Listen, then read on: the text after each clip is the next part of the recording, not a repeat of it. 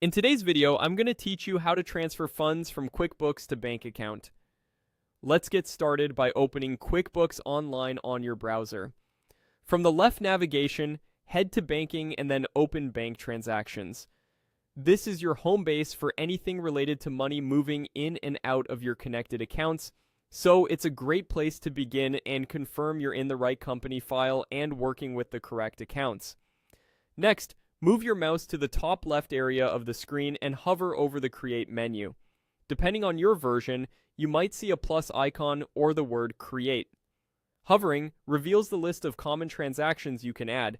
You're looking for the option that helps you record money moved between accounts. From that menu, click Transfer. This opens a simple form designed specifically for moving funds from one account to another within your books.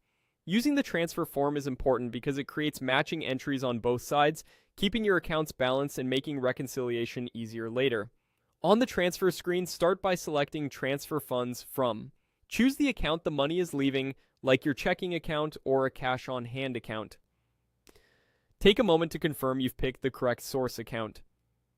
Selecting the wrong one here can throw off your balances.